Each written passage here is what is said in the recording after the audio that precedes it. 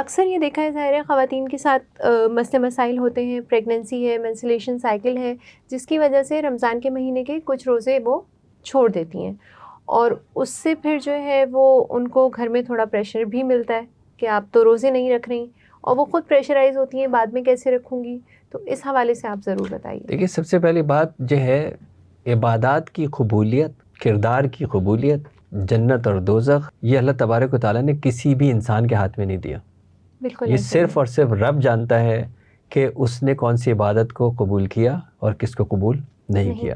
تو سب سے پہلے تو ہمیں یہ اجتناب کرنا چاہیے کہ ہم خود جا کے لیبل لگائیں کہ تمہارا روزہ نہیں ہوا، تم نے روزہ کیوں نہیں رکھا.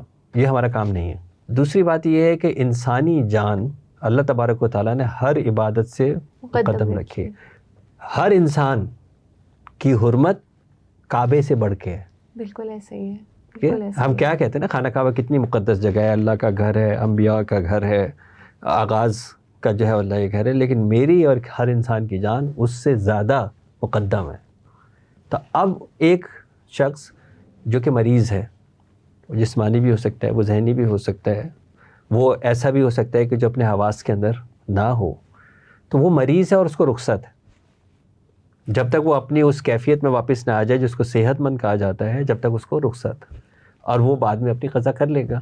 تو اب وہ دوسرے والے کو کیا چل پڑی ہے کہ وہ جا کے اس کو جو ہے وہ ٹاؤنٹ کرے یا فوائس کرے اور اس کو وہ کہے کہ جی تم جو ہے وہ روزہ نہیں رکھ رہے. اور ایک اور اس کے اندر اچھا آپ نے سوال کیا کہ خواتین جب اپنے اس مخصوص ایام سے گزر رہی ہوتی ہیں اور جب وہ روزہ نہیں رکھ رہی ہوتی ہیں تو گھر والوں کو سمجھتے ہیں کہ اس کا روزہ تو ہے نہیں، اس کو ڈبل کام کرنا چاہیے.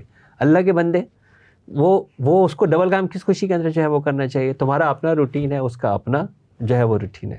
پریگننسی کے اندر تو ویسے بھی بہت جو ہے وہ موجود ہے، کیونکہ بچے کی جان ہے. اب تو 2 جانوں کی بات ہو رہی ہے، اس کا وہ ماحول جو ہے وہ دینا ہے.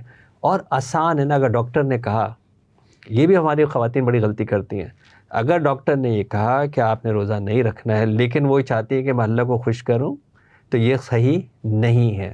یہ بالکل بھی صحیح نہیں ہے. ایسی پیچیدگیاں ہو سکتی ہیں جو آپ کے لیے اور آپ کے بچے کے لیے جو ہے وہ نقصان دہ ہو سکتی ہیں. اور ڈاکٹر جو اگر آپ کو کہہ رہا ہے کہ آپ اس وقت جو ہے وہ روزہ نہ رکھیں، تو آپ فور شور اس وقت روزہ نہ رکھیں. بہت سے لوگوں کو میں نے دیکھا ہے، بلکہ کل بھی میں ایک جگہ پہ بیٹھا تھا، بڑے سوالات جوابات تھے. مجھے کہا یار 103 بخار ہو رہا ہے لیکن میں رکھ لوں گا. کیوں رکھ لو گے؟ جب اللہ نے آپ کو رخصت دی ہے، اللہ تعالیٰ، آپ اس سے زیادہ جانتے ہیں اس کو. بالکل ایسا رب سے زیادہ تو نہیں جانتے نا. تو اس لیے اس طرح کے جو لوگ ایک دوسرے کو پریشر کرتے ہیں، یہ جو ہے وہ بالکل بھی جو ہے وہ صحیح نہیں ہے. اللہ تعالیٰ ناراض ہو سکتا ہے.